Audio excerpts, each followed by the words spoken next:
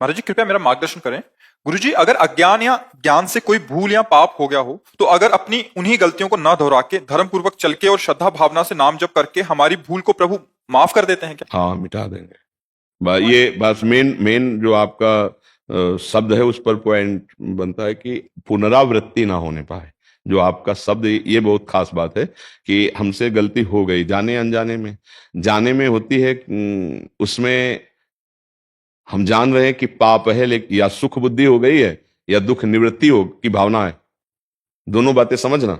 हमसे कोई पाप बनता है, या तो बहुत सुख बुद्धि होती है तो पाप है पर सुख भोगने को मिलेगा, और एक दुख निवृत्ति होती है कि पाप है पर इसको हटाना पड़ेगा, इसको मिटाना पड़ेगा, ऐसा करना पाप है। लेकिन दुख निवृत्ति के लिए या सुख पूर्ति के लिए, दो भावों से पाप होते हैं।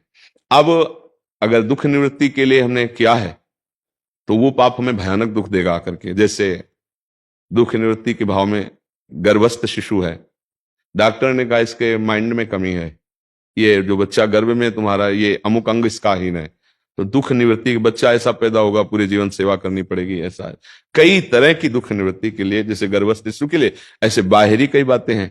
दुख निवृत्ति के लिए किसी जीव की हत्या कर देना, ये हमारे घर में रहेगा तो ऐसा ठीक नहीं, उसे मार देना। किसी भी जीव को, जैसे किसी भी जीव को मारने का अधिकार नहीं, जैसे भूमि पे आपके रहने का अधिकार, जैसे हर जीव का अधिकार है। कई तरह की ऐसी दुख निवृत्ति के लिए कुछ पाप होते हैं, और कुछ सुख प्रवृत्ति के लिए कि जैसे ये काम नहीं करना चाहिए पर सुख की भावना इतनी प्रबल हो गई कि वो पाप बन गए। तो पाप दो प्रकार से होते हैं, एक दुख की निवृत्ति की भावना से, एक सुख प्राप्ति की। बहुत बड़े बड़े पाप हो जाते हैं।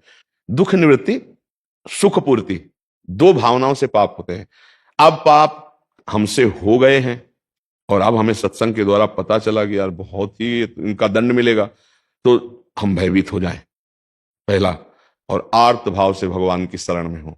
जो सभीत आवा शरणाई तो रखियो ताई प्राण की नहीं। भगवान ने कहा ना कि अब भगवान के सिवा मेरा कोई भी पाप नष्ट नहीं कर सकता, मुझे नहीं बचा सकता। तो अपिचेत सुदुराचारो भजते माम अनन्य भाग साधुरेव समंतव्या सम्यक व्यवसिता। ऐसा भगवान कहते पहले बहुत दुराचारी सांगो पांग पाप करने वाला रहा है, लेकिन अब उसको पता चल गया कि एक भगवान के सिवा मुझे कोई क्षमा नहीं कर सकता, और मेरी शरण में आ गया तो फिर मैं उसे साधु बना देता हूं। अहम तो हम सर्व पापेभ्यो मोक्षयिष्यामि मा शुचा। आप चिंता की बात फिर नहीं रहेगी। एक शब्द जो हमने कहा, मेन पॉइंट बहुत महत्वपूर्ण आपके मुख से निकला कि पुनरावृत्ति उसकी नहीं होनी चाहिए।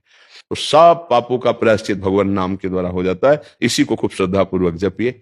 जैसे कभी किसी ने कहा हमसे कि हमसे ये चूक हो गई, कि हमें नहीं करना चाहिए था, गर्भ हत्या हो गई, अब क्या करें?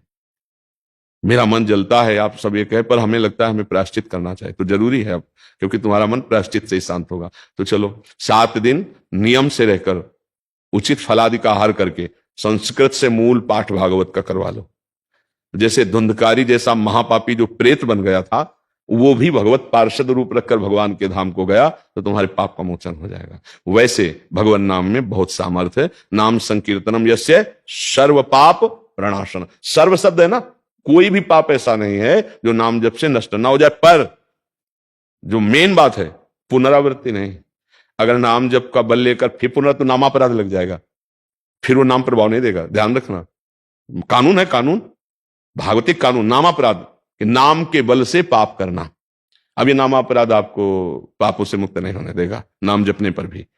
ये मेन पॉइंट की बात आई कि पुनरावृत्ति, अब लो नशानी अब ना न सही, तब सब काम बन जाते हैं।